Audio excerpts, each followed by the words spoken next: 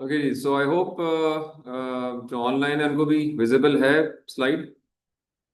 जी sir. अच्छा जी, मेरी बात भी समझ आ रही है? कोई क्वेश्चन तो नहीं है यहाँ तक आप लोगों का? नहीं सर, अभी तक समझ आ रही है सर। चलें, दैट्स ग्रेट। चलिए, ओके जी, सो मैं again coming back to the related things के मैंने कहा कि जी TH1 जो है वो आपका जो स्टेज है उसके लिए रेगुलर सेमेस्टर में आप अपनी डॉक्यूमेंट देंगे और आप डिफेंस में जाएंगे। डिफेंस में ये लोग बैठे होंगे और ये 1 महीना पहले रखा जाता है इसका फर्स्ट डिफेंस। क्यों? क्योंकि वो उसमें लोग फेल होते हैं, उनको टाइम दिया जाता है कि वो दोबारा आए ताकि बाय एंड ऑफ सेमेस्टर वो जो उनमें से वाकई जेन्युइन लोग हैं वो उनको क्लियर करके अगली स्टेज में चले जाएं। ठीक है। सो TH1 में ECP डिपार्टमेंट लेवल पे कंडक्ट की जाती है और यहाँ से आपसे टफ क्वेश्चंस यहीं पे होते हैं क्योंकि टेक्निकल लोग आपके एरिया के लोग होंगे और इसमें आपके सुपरवाइजर नहीं होगा। It would be independent examination by these people less your supervisor. So supervisor will only send your document to them and they will see the document and they will call you for the presentation. You present your work here standing in front of all these people. They may ask कि कोई student बैठना चाहे या वो किसी और को बैठाना चाहे, वो anybody can sit और वो अकॉर्डिंगली आप अपना अपने टॉपिक को डिफेंड करेंगे। अगर आप पास कर गए तो वो एक ECP का एक फॉर्म है वो फिल करेंगे, आपको ग्रेड कर देंगे और अल्टीमेटली आपको कहेंगे ठीक है ECP क्लियर हो गया आप। और अगर नहीं हुआ तो आपको बताएंगे जी ये ऑब्जर्वेशंस हैं, कम अगेन, दोबारा आए फिर प्रेजेंट करें। एक 10 दिन बाद 20 दिन बाद आपको दोबारा एक डेट दे देंगे। ठीक है। तो दिस अल्टीमेटली अगर आप ये स्टेज क्लियर कर लेते हैं तो आपने ECP स्टेज क्लियर कर ली, मींस डिपार्टमेंटल लेवल क्लियर कर ली। Now there comes the campus level committee, because हर डिपार्टमेंट से कुछ केसेस पास होंगे, क्लियर होंगे। लाइफ साइंसेस के डिपार्टमेंट्स हैं उनके केसेस आएंगे, उनकी ECPs अलग होती हैं। कंप्यूटिंग और इलेक्ट्रिकल और इनकी अलग होती हैं, मैनेजमेंट साइंस की अलग होती हैं। सबके दो दो तीन तीन चार चार केसेस जमा होके आ जाएंगे डीन ऑफ द यूनिवर्सिटी के पास for the campus level decision. Campus level पे जो एक कमेटी बैठती है उसका नाम है GSC। सर कैंपस में हर डिपार्टमेंट से एक ही टीचर अभी बताता हूँ कंपोजिशन, तो अभी बताऊंगा ना, तुमको बताइए नहीं। कंपोजिशन पे आते हैं ना, बस केसेस आएंगे सारे। जब केसेस आ जाएंगे, no this is a campus level committee, तो डेफिनेटली इसको हम नाम देते हैं graduate studies committee. GSC stands for graduate studies committee. This is the campus level committee which receives the documents from all the departments. तो इनके पास 15-20 cases होंगे which they have to again evaluate with a view कि क्या ये ठीक तरीके से इवेल्युएट हुए हैं, इनमें कोई कमी पेशी तो नहीं है। They may call any student again for the presentation. वो देखते हैं यार कि फलां स्टूडेंट है, मरियम है, वीक है, इसने टॉपिक तो उसने कोई अजीब सा टॉपिक इसका अप्रूव हो गया है, कॉल हर अगेन। आतिफ का अजीब सा टॉपिक है जी, कॉल हिम अगेन, ये ठीक नहीं लग रहा। तो यहाँ पे जो कमेटी बैठती है उसमें dean is the chair, dean of the university is the chair और उनके साथ दो एक्सटर्नल मेंबर्स होते हैं आउटसाइड यूनिवर्सिटी।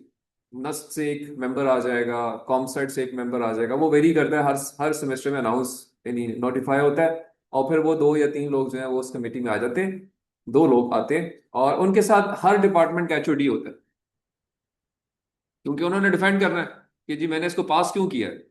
अगर कोई क्वेश्चन है तो वो हो सकता है वहीं पे आंसर दे दे, नहीं तो HOD कहेगा नहीं मुझे समझ नहीं आ रही, बुला लें जिसको, खुद ही बुला के पूछे। ठीक है। और एक senior faculty member from each department. So this is the composition of the graduate studies committee which is a campus level committee. This committee has to again pass और fail prior to the end of semester. तो से अगर आपने fall में register किया था तो ECP अगर आपकी नवंबर में हुई है तो उन्होंने इन एनी केस नवंबर के एंड तक अपने आप को क्लियर करना है, जीएससी को देना है, जीएससी ने भी 2 हफ्ते 1 हफ्ता लेना है और अल्टीमेटली इसको क्लियर करना है। अगर वो पास, वो फेल करे तो दोबारा आप वापस आ जाएंगे ईसीपी के अंदर। वो बंदा पास नहीं हुआ इट मींस कम्स बैक, दोबारा इंप्रूव करके ईसीपी को फिर प्रेजेंट करेगा, साइकिल रिपीट होना शुरू हो जाएगा। Right, there may be a possibility कि वो आपको कंप्लीटली फेल कर दे, इनमें से कोई भी स्टेज आपको कंप्लीटली फेल कर सकती है। ईसीपी कह सकती जी नहीं ये तो आपने काम ही ठीक नहीं किया, आप री रजिस्टर करें अगले सेमेस्टर में, आप इस सेमेस्टर में इस काबिल नहीं है कि आप री डिफेंस भी नहीं कर सकते। They can do it. GSC again can do it कि जी ये जो टॉपिक है या जी क्या किया है इसने, बुला लो सामने खड़ा करके फिर पूछ लो, लेकिन फिर वो भी आपको कह सकते हैं कि नहीं ये ठीक नहीं है, आप दोबारा करेंगे, आपने कोई पता नहीं क्या किया आपने, ना ये टॉपिक अप्रूव हुआ है ना ही आपका थीसिस 1 अप्रूव हुआ है, डू इट अगेन। और दे मे रेकमेंड ये सजेस्ट कीजिए आप थीसिस मटेरियल ही नहीं है, अगेन वेरी इंपॉर्टेंट। देखिए जिंदगी में हर चीज हर बंदे के हाथ में नहीं होती, हर बंदा जो है ना वो रोनाल्डो नहीं बन सकता, ऐसे ही है। तो अगर आपको फुटबॉल खेलनी नहीं आती तो आप जाके फुटबॉल खेलना शुरू कर देंगे तो फिर क्या होगा, क्या होगा, टांगे तुड़वाएंगे, जख्मी होंगे या कहीं और फंस जाएंगे। तो इन लोगों का काम ये भी है कि वो एक एक स्टूडेंट को गाइड करें कि बेटा बेटी आप में ये टैलेंट नहीं है, आप थीसिस वाली स्टेज में ना जाएं, आप जो है वो कोर्स वर्क में चलें। So again take it in a positive way, take it in a positive sense, because it is of course हर बंदा पीएचडी मटेरियल नहीं होता और जबरदस्ती करने में अपना नुकसान कर सकता है। तो जो सीनियर लोग हैं उनका काम ये भी है एज एडवाइजर रोल कि आप अच्छे नहीं हैं, आपको चीजें समझ नहीं आ रही, ना आप उन डायरेक्शन में जा रहे हो, आप कुछ और कर रहे हो जो कि नहीं चाहिए, तो हमारी एडवाइस है कि अपना वक्त मजीद ज़ाया ना करें। ठीक है तसव्वुर। और तुम जब जमाई लेने की कोशिश करोगे मैं तुम्हें पकड़ लूंगा। तो इसमें एक्सपेक्टेड रहता है जब हम टीसीपी से क्लियर करके आगे जाएंगे तो वो वापस टीसीपी में क्यों भेजेंगे, हम लोग को क्लियर नहीं देखें करेंगे। ऐसे है ना कि मतलब इंसान है ना, तो रीटेक पे रीटेक पे जाएगा मतलब ये ग्रेजुएट स्टडी कमेटी को रिपीट कर रहे हैं तो जाए इसी टीसीपी की बात करें वो तो हमारी क्लियर हो चुकी है, हमारा वो क्लियर कर दी। आप खुद सोचे ना कि हो सकता है कि आपकी गपशप हो एचओडी के साथ, हो सकता है, वर्स्ट केस तो कुछ भी हो सकता है।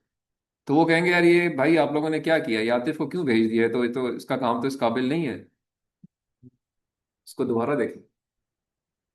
वर्स्ट केस की बात कर रहा हूँ ना, जनरली स्पीकिंग ऐसा नहीं होगा, देखिए आई मतलब मोस्ट ऑफ द टाइम ये नहीं होगा, बहुत ही वर्स्ट केस होगा जो कि मतलब कुछ गड़बड़ होगी, उसको भेजा मतलब इनकी इनकी पावर्स में है दे कैन सेंड। राइट, तो मैं आपको वो केस बता रहा हूँ कि ऐसा भी पॉसिबल हो सकता है, वो खुद भी कर सकते हैं। मैंने शुरू में कहा था कि सबसे स्ट्रांग कमेटी कौन सी है, ECP. TCP ECP is the technical committee, अगर वो रेकमेंड कर दे तो 99.99% चांसेस है कि आप किसी और स्टेज से वापस नहीं आएंगे। लेकिन कोई एक आध .001 वाला बंदा भी होता है, कभी आता है वो, कभी आता है। ठीक है, तो वो जब पकड़ा जाता है तो फिर वो फिर वापस आ जाता है। ठीक है, तो जीएससी अगेन सेकंड स्टेज है, सेमेस्टर के अंदर ही होनी है, ये आपको क्लियर या अनक्लियर कर सकते हैं कैंपस लेवल, ये उसकी कॉम्पोजिशन है। और जब इधर से आप पास हो जाते हैं तो फिर आपका केस, अब आपके कैंपस से सारे केस जीएससी ने बना लिए, एक और कैंपस है पेशावर उनके केस आ गए, एक और कैंपस है उनके, इस सारे केसेस कंबाइन होके यूनिवर्सिटी लेवल कमेटी पे जाते हैं जिसका नाम है GSRMs, graduate studies research management council, stands for graduate studies research management council.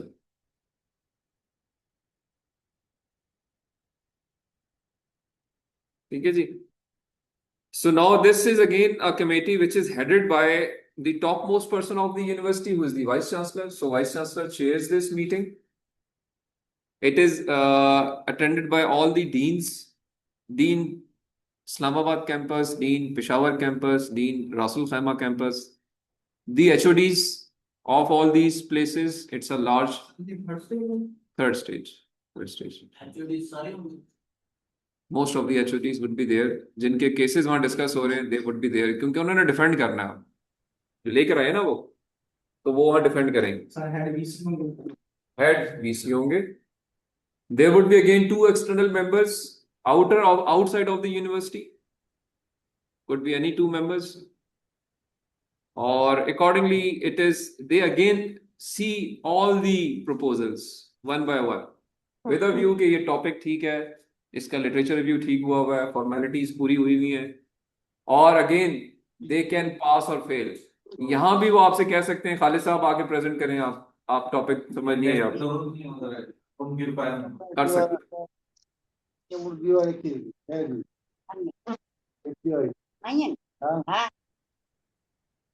आप सब कुछ कहना है?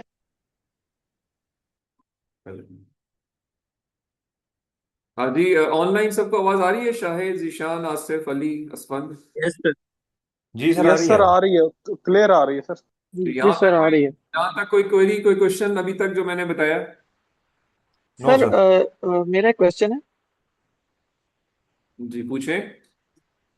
सर जैसे आपने बताया कि इसका 3 फेज होते हैं और अगर आप किसी भी फेज में अल्लाह ना करे फेल होते हैं तो आपको ज़ाहिर है वो रिपीट करना पड़ेगा। तो फिर तो जो समर सेमेस्टर है जब हम रिसर्च मेथोलॉजी पढ़ रहे हैं तो हम इसके साथ ही उस चीज़ को तैयार करके अगर हम अपने सुपरवाइजर जिसके साथ हमने आगे काम करना है या जो हमारे डोमेन के साथ अलाइन होगा, अगर हम उसको साथ साथ अभी से चीज़ें चेक करवा रहे हैं तो आप क्या इसमें रिकमेंड करते हैं? क्या वो ज़्यादा बेहतर नहीं है कि हम जो जी जी सेमेस्टर तक जाएंगे रजिस्टर्ड करेंगे?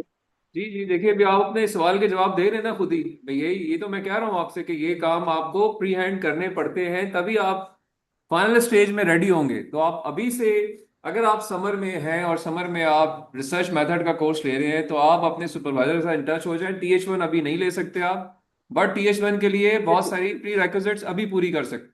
तो once you go into the fall, you will be much better equipped to complete it in time, otherwise it will be delayed over there. हर जगह पे क्वेश्चन गॉट आंसर इट। होंगे, तीन तीन सिस्टम्स हैं, तीन कमिटीज हैं, कहीं पे आप फंस गए तो अपना टाइम जाया करेंगे। मतलब समर में सर उसकी तैयारी के लिए रजिस्टर करके आप मैथ्स पे चले जाएं, मेडिस पे चले जाएं। जी ऐसे ऐसे। ठीक है जी। सर उसका सो टेम- जी, और कुछ? नहीं नहीं सर, शुक्रिया। ठीक है जी। सो ये तीन कमेटीज हैं। अब ये तीन कमेटीज अल्टीमेटली जो GSRMC है, ये एक मिनट्स इशू करती है by the end of meeting. ठीक है तसव्वुर? तुम हंस रहे हो, खैरियत है? आफाक जो है तुम्हारा दोस्त है? अच्छा, ये क्या आपके उधर का नेलोर से आता है ये भी? क्लास में है। अच्छा, ये आप क्लास में आज ऑनलाइन है, वैसे क्लास में आता है? चले कोई बात नहीं। फ्लेक्सिबिलिटी है, अगर अगर यहाँ बाज़ का जेन्युइन मसला है, आप नहीं क्लास में आ सकते, तो you can attend the class on zoom. इसी मकसद के लिए अगेन कीपिंग इन माइंड क्या है, वी ट्रस्ट यू कि आप ठीक तरीके से अपने आप को कैरी कर रहे हैं। ठीक है जी। सो ये तीन स्टेजेस हैं और ये तीन स्टेजेस एक सेमेस्टर में पूरी करनी होती हैं। अब देखेंगे इनकी मैग्नानिमिटी चेक करें। These are all committees who have professionals and they have their own timings. They make anybody can come hard on anybody's work anytime. So एक सेमेस्टर में इन सबको भुगताना, it's a huge task. Once it is done, once it is done, और पहले supervisor को आपने satisfy करना है, definitely वो उनकी अप्रूवल से हर जगह पे चीज जा रही होगी। ठीक है, तो ये सारे काम, और इस दौरान जो चीजें आप मुश्किलात में पड़ रहे होंगे, जो चैलेंजेस आ रहे होंगे, वो सारे के सारे आसान नहीं हैंडल करने। वो एक बड़ा प्रोसेस है, लर्निंग प्रोसेस है, टेक्स टाइम। हर सुपरवाइजर बहुत फोर्थ कमिंग नहीं होता, हर सुपरवाइजर मिलना आसान नहीं होता, हर सुपरवाइजर से कांटेक्ट करना इजी नहीं होता, सजेशंस लेना आसान नहीं होता। ढीला सुपरवाइजर है, उसने निकाल दिया, इधर फंस गए जाके, HOD ने पकड़ लिया, उसके किसी मेंबर ने पकड़ लिया, वहां से भी निकल गए, GSE में किसी ने पकड़ लिया। तो there are more filters which will waste your time. Sir excuse me, एक क्वेश्चन थोड़ा सा ये तीनों कमेटी के बारे में।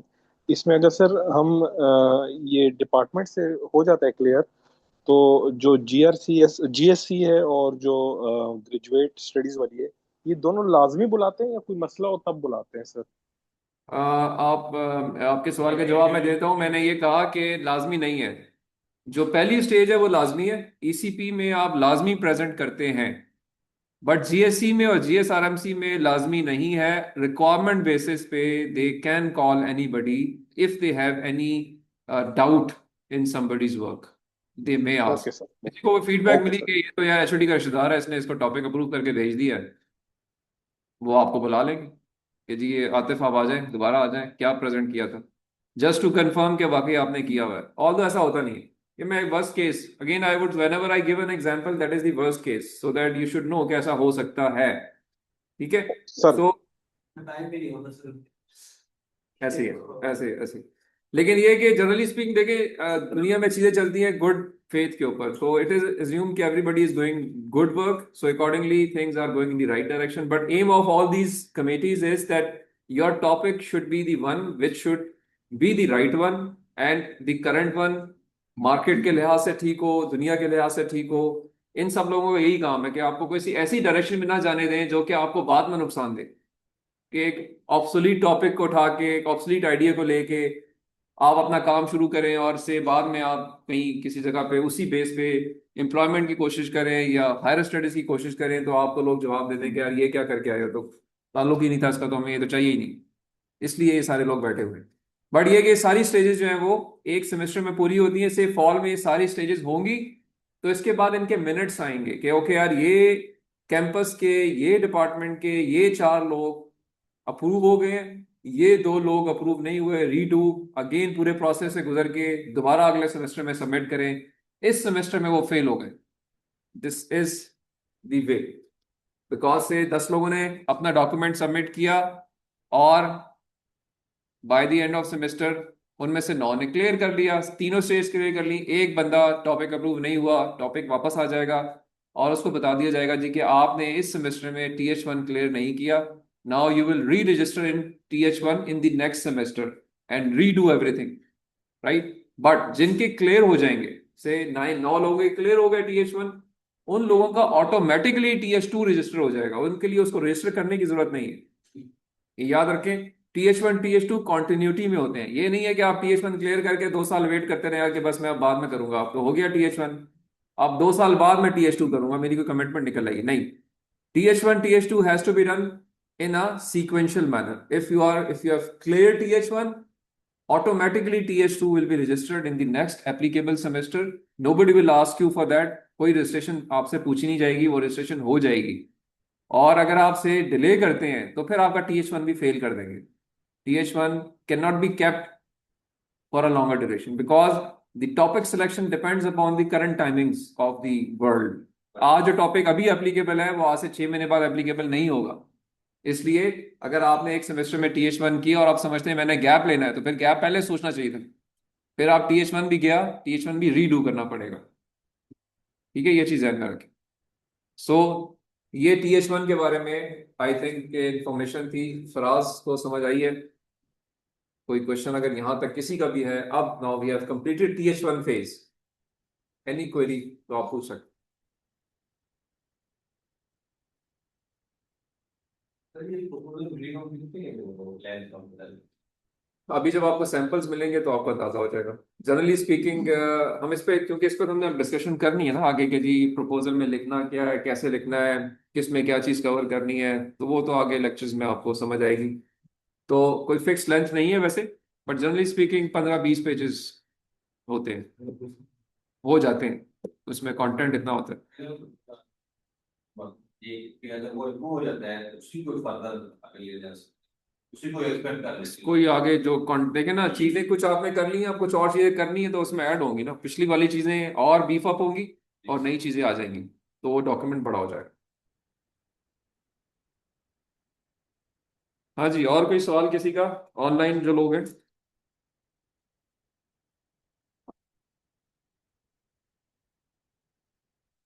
अली है जी ऑनलाइन? सारी बातों से ये रहता है कि आप जी अली, सर अस्सलाम वालेकुम। जी सर। कोई सवाल जी, कोई आपका, सर एनी क्वेरी?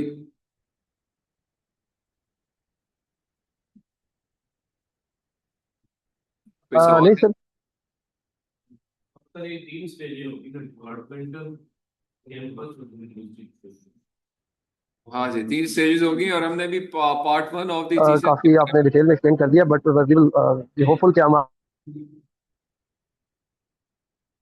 सर ये जो सुपरवाइजर होगा इसका एक खुद ही जो है फॉर्मेट बनाओगे किसी के साथ में, यानी हमको एक खुद ही करना।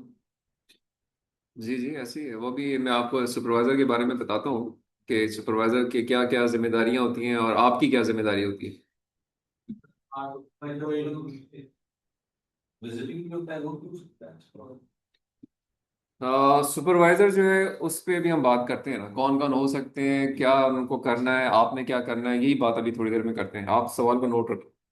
ठीक है, अभी इस वक्त तो है जो फेज वन की बात की है, इसमें अगर इससे रिलेटेड कोई सवाल है तो वो पहले बताओ।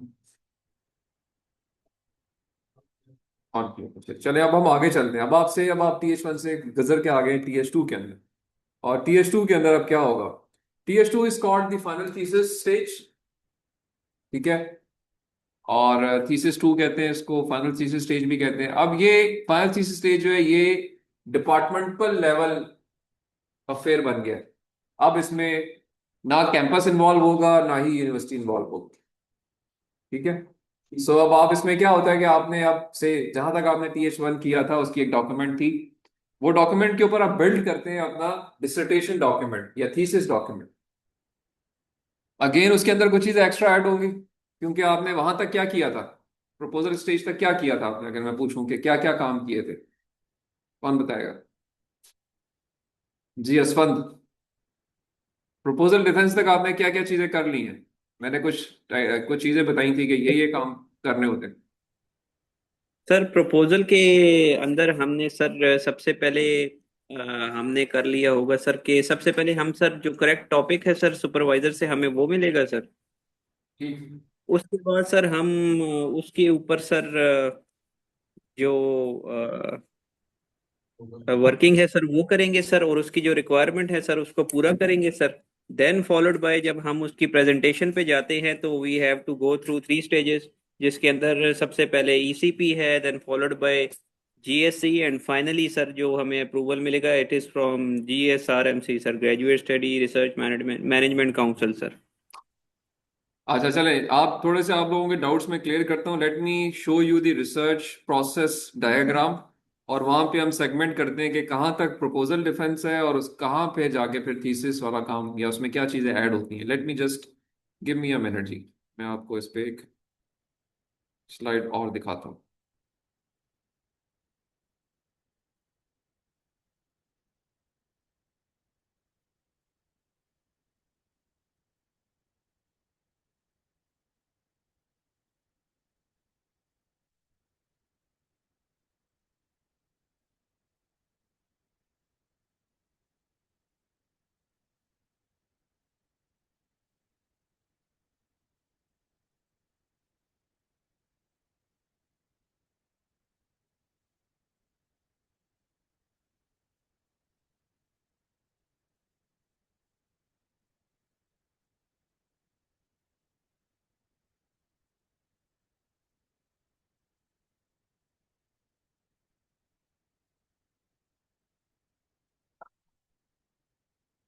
अच्छा जी, ओके।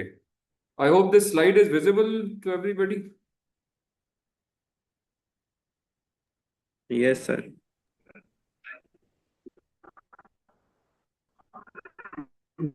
Yes, अच्छा जी, okay. So if you see this slide, this slides give you chapters of your thesis, what all you write in a thesis document, right? अब इसमें हम बाइफरकेट करते हैं कि क्या चीज आप प्रपोजल तक कर लेते हैं और फिर क्या चीज जाके आप थीसिस में ऐड करते हैं। Okay, so if you see this, this is also called the research process, because यही सारा प्रोसेस है जो कि आप रिसर्च के, फॉर्मल रिसर्च के अंदर करते हैं या उसको फॉलो करते हैं। सो देखिए, पहला phase is always the formulation phase. Formulation phase क्या है? फॉर्मुलेशन फेज ये है कि you have to define the problem, you have to figure out the importance of the problem, and then you have to propose a solution which you will do। ये तीन चीजें 5 lines में ध्यान में रखें आप। Number 1, define the problem. Number 2, figure out the importance of the problem, ये वाकई मसला अहम है। Second is propose a solution कि this problem can be solve by a method. अच्छा, That proposing of a solution depends upon seeing what existing solutions are there. जी doctor साहब कहाँ जा रहे हैं? अच्छा, उनसे गप लगानी है, ये बाद में देखोगे? अच्छा चलो ठीक। सो जो थर्ड पार्ट है फॉर्मुलेशन फेज का कि you have to propose a solution for that. How can you propose a solution? आपकी गाड़ी खराब हो गई है, स्टार्ट नहीं हो रही है, क्या सोल्यूशन है, कैसे पता चलता है? सुबह आपने बाइक को आपने किके मारे, स्टार्ट ही नहीं हो रहा, एनालाइज करना, तो आप क्या सोल्यूशन देना है? आप यार स्टार्ट करना है, क्या क्या करोगे? वो मसला देखोगे, ठीक है, समझ नहीं आ रही, समझ आ गई, चलो कि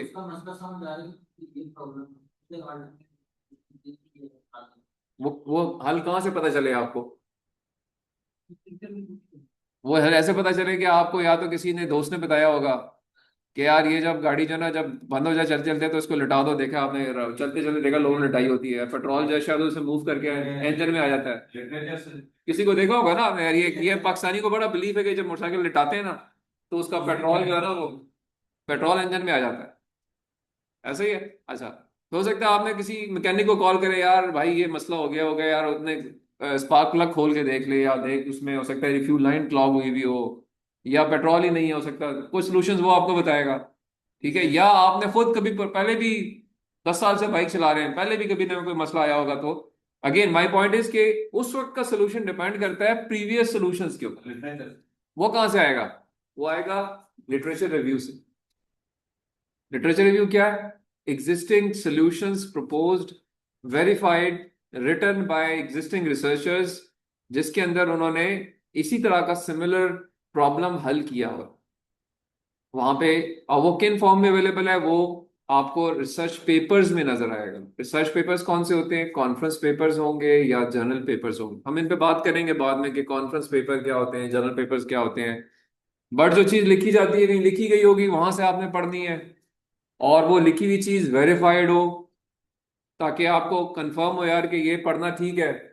हर चीज भी तो ठीक नहीं होती ना, हर सोल्यूशन तो ठीक नहीं होता, तो you once you read, you must be very sure कि I'm reading the right thing which has been tested, validated by some existing experts, so whatever I'm reading is correct, गलत तो नहीं है ना। तो लिटरेचर रिव्यू इस मकसद से किया जाता है कि एग्जिस्टिंग सॉल्यूशंस देखे जाएं, ताकि मुझे पता चले कि मैं क्या मेथड से अपना मसला या इस मसले को हल कर सकता हूं, जिसके लिए then you will go and give your methodology, and here you will stop in the proposal document.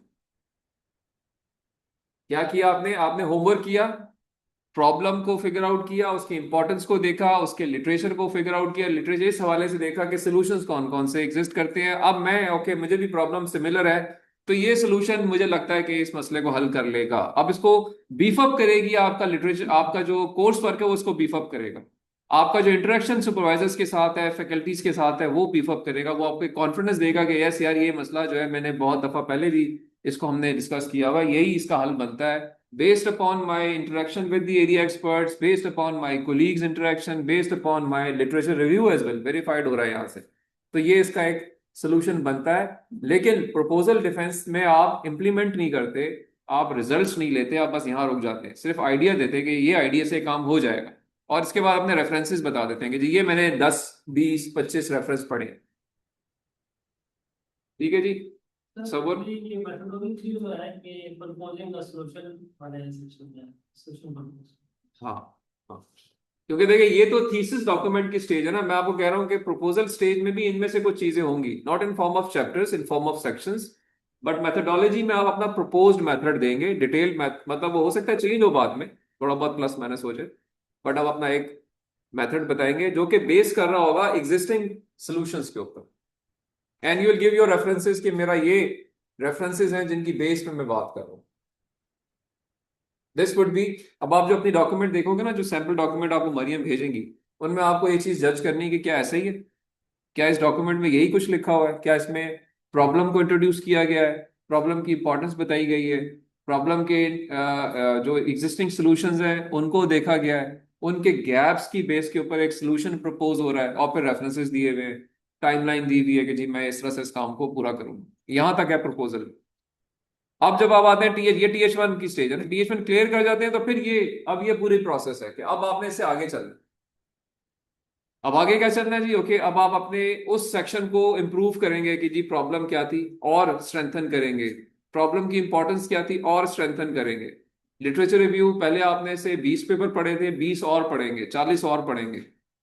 जो प्रपोजल डिफेंस होता है उसमें जनरली स्पीकिंग 20 एक रिसर्च पेपर्स रेफर किए जाते हैं, रूल ऑफ थंब तकरीबन 20 पेपर्स, तो आपका एक अच्छा डॉक्यूमेंट बन जाता है।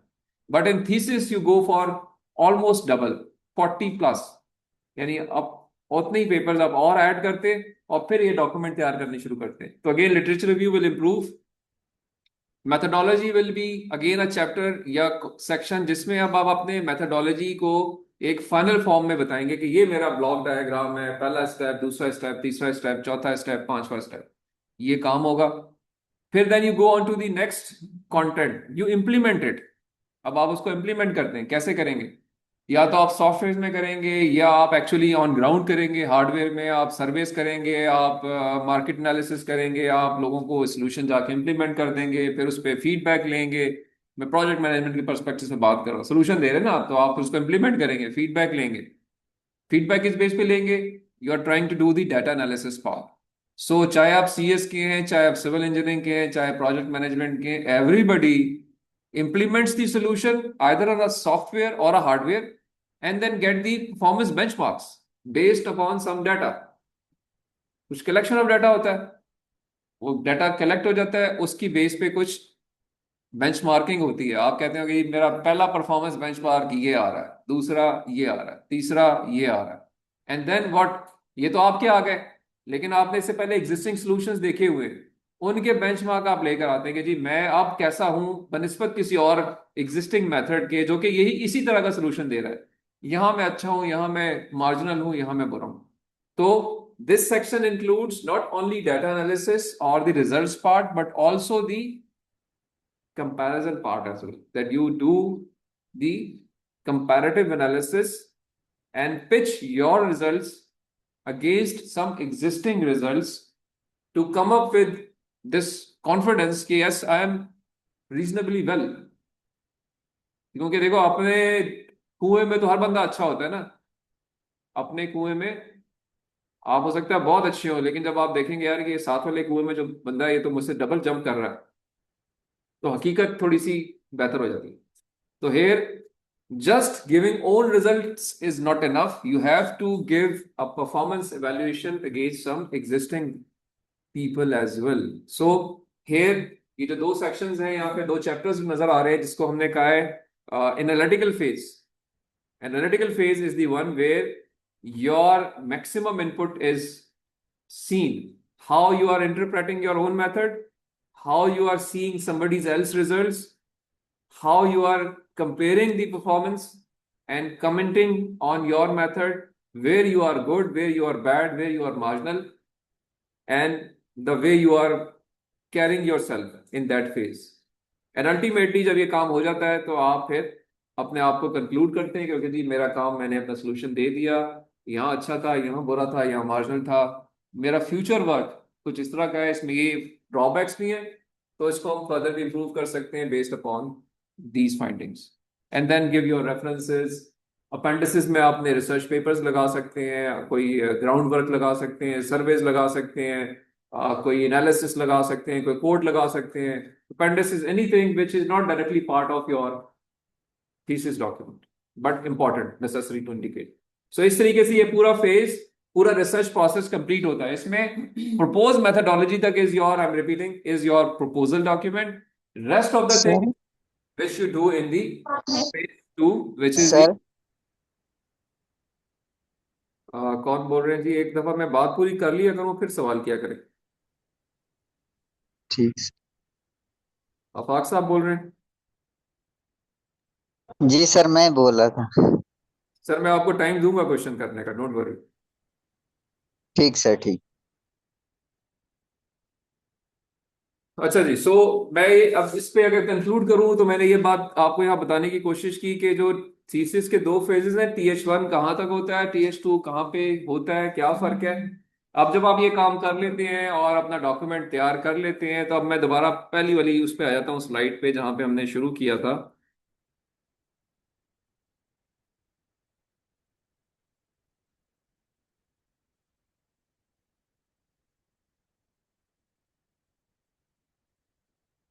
We were here.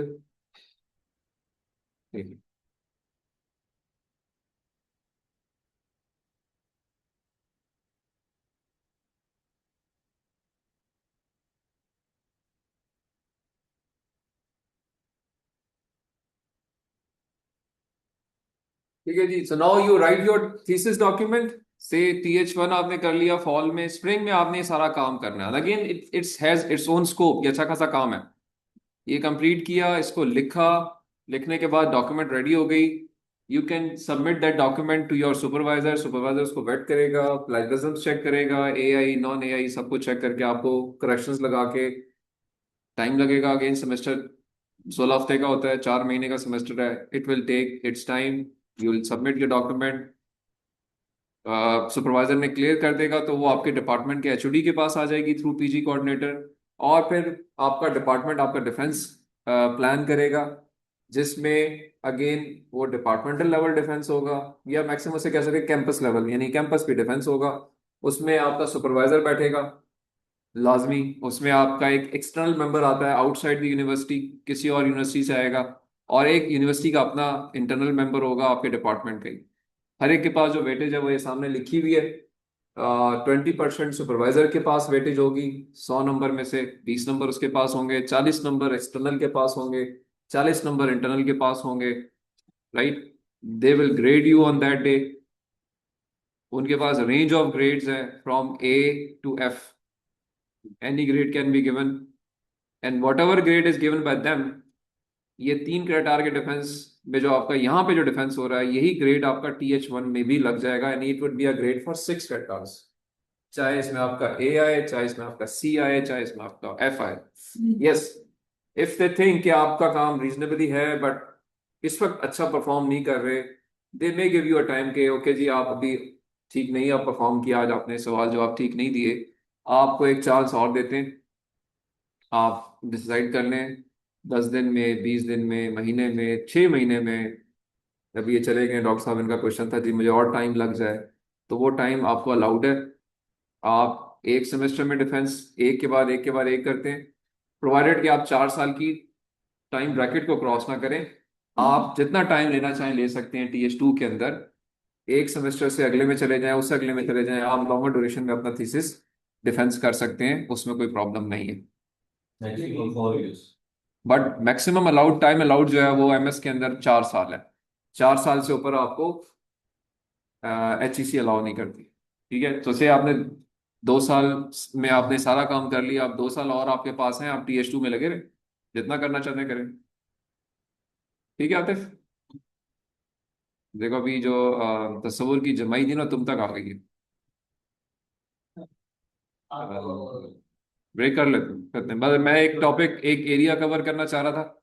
हमने कॉम्प्रिहेंसिवली अभी तक TH की स्टेजेस, डिफेंस स्टेजेस, रिक्वायरमेंट्स वो कवर कर लिए। कोई डाउट क्वेश्चंस थे वो सारे आपके हल हो गए।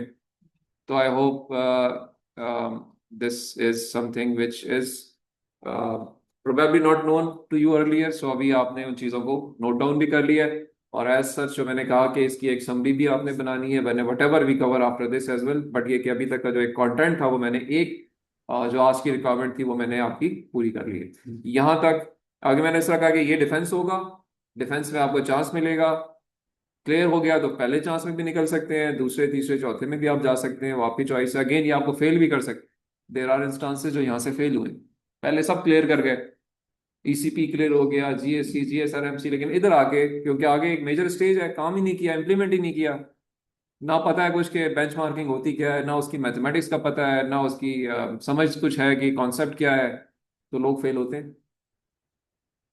तो अगेन वो फेल नहीं होते जो कंसिस्टेंट रहते हैं, मेहनत करते हैं, चीज को समझ के आते हैं और दिल से अपना काम यहाँ आगे प्रेजेंट करते हैं। बट देर आर केसेस जो किसी स्टेज पे भी निकल सकते हैं। जो सब रिजल्ट डिफरेंस होने 2 बजे